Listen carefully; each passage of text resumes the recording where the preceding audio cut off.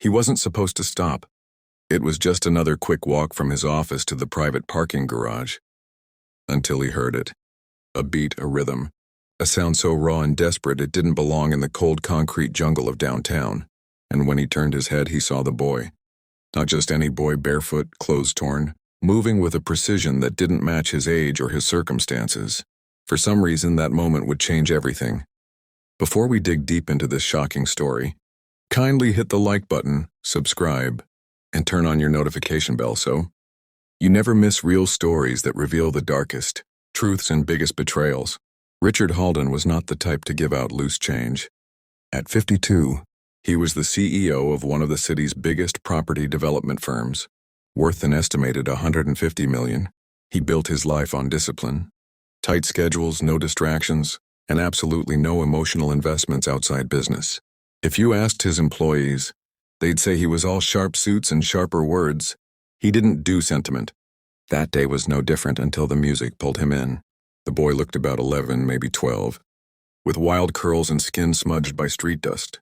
His jeans were frayed at the knees, his t-shirt 3 sizes too big, but his feet bare, calloused, moved across the pavement in sync with the beat coming from a battered Bluetooth speaker. Richard couldn't explain it, but the kids dancing. It wasn't just skill. It was a story. Pain mixed with hope.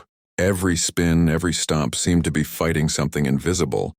Richard reached for his wallet automatically, but something in the boy's eyes stopped him. Those eyes weren't begging for coins. So instead, Richard asked, "Who taught you that?" The boy froze, suspicious. "No one," he muttered. That answer stuck with Richard, and before he knew it, the words slipped out. "How would you like to dance somewhere that isn't a sidewalk?" The boy who finally introduced himself as Eli was hesitant. He didn't trust rich men in suits. He'd seen too many who walked past without looking. Why was this one different? What Richard didn't know yet was that Eli wasn't just homeless. He was hiding from someone who would do anything to make sure he never got noticed. Over the next week, Richard found himself coming back to the same spot. Sometimes Eli was there, sometimes not. Each time they spoke, a little more of the boy's life unfolded. His mother was gone. His father? Not in the picture. He'd been on his own for months. Richard, a man who avoided personal entanglements like the plague, started feeling something strange about responsibility. One rainy evening, Richard offered Eli a ride and a warm meal. The boy hesitated, but hunger won. Over dinner, Eli let slip something chilling. "I can't go back to where I was. If he finds me, I'm done." Richard didn't press, but the word stuck in his head like a splinter. Who was he? Richard realized giving Eli cash wasn't the answer. Money could feed him, but it wouldn't free him. So he made quiet calls. He knew a friend who ran a youth dance program. He arranged for Eli to audition. The day of the audition, Eli danced like his life depended on it. Because it did. By the time he finished, the judges were silent. Then one of them whispered, "We've never seen anything like that." The good news didn't last. That night, as Richard walked Eli back to his car, Eli froze. A man in a black jacket was standing across the street watching. Eli's voice dropped to a whisper. "That's him." Richard didn't know the full truth until later. Eli's father was an ex-con with gang ties. The boy had run after refusing to do jobs for him. Now that man wanted him back, not out of love, but because he knew Eli's talent could make money in underground competitions. Richard had 2 options: hand the boy over and walk away, or fight for him. And for the first time in his life, the billionaire who claimed he owed nothing to anyone made a choice that had nothing to do with profit. The next weeks were a blur of lawyers, police reports, and protective arrangements. Richard pulled every string he had. Eli's father eventually backed off, but not before making a chilling promise. "This isn't over." In the meantime, Eli's dancing went viral. That sidewalk performance, the one Richard had first seen, was now on millions of screens. Sponsors called. Opportunities flooded in.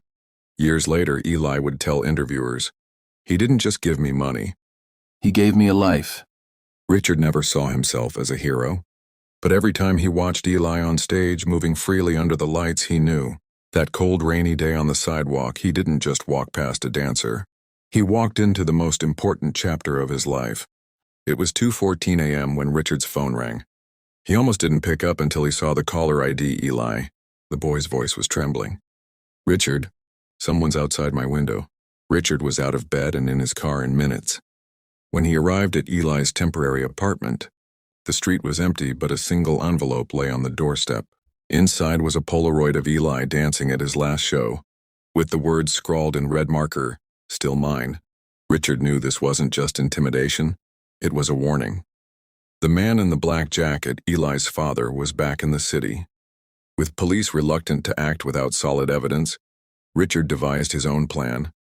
He arranged for Eli to perform at a high-profile charity event, and quietly invited 2 off-duty detectives he trusted. That night, as Eli danced under the spotlights, Richard scanned the crowd, and then he saw him leaning against the back wall watching. The trap was set. The detectives moved in quietly, but Eli's father didn't resist. He just smiled at Richard as they led him away, murmuring, "You think you've won." But Richard didn't care about winning. He cared about the boy now standing on stage, receiving a standing ovation from hundreds of strangers. At that moment, Richard realized something. He had started this journey thinking he was rescuing Eli.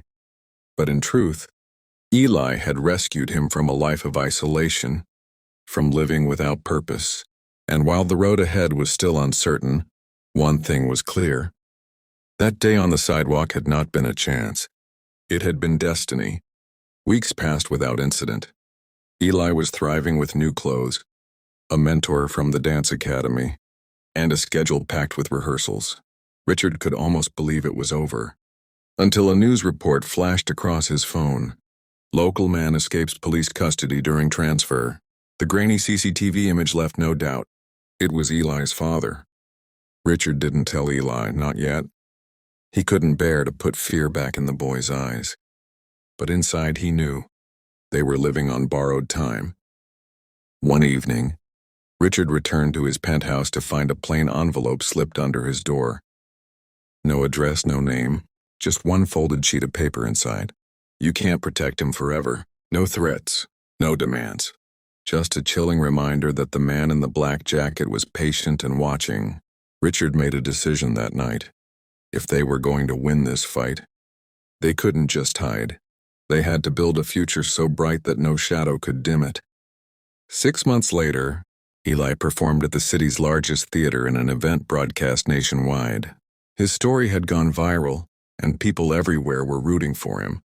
Backstage, Richard stood in the wings, watching the boy who once danced, barefoot on a cracked sidewalk, now command a stage in front of thousands. When Eli finished, the ovation was deafening. And for the first time, Richard noticed something. He wasn't scanning the crowd for danger. Maybe the man in the black jacket was still out there. Maybe he wasn't, but at that moment it didn't matter. Eli was free, and Richard finally understood the true meaning of more than money. If you were Richard, would you have stopped for Eli that day? Or walked past like everyone else? Do you believe Eli's father will return? Or is his chapter truly over? And most importantly, do you think fate brought Richard and Eli together? Or was it just chance? Thank you for watching this powerful true life story. If you enjoyed it, don't forget to like, subscribe, and turn on your notification bell so you never miss real stories that reveal the darkest truths and biggest betrayals.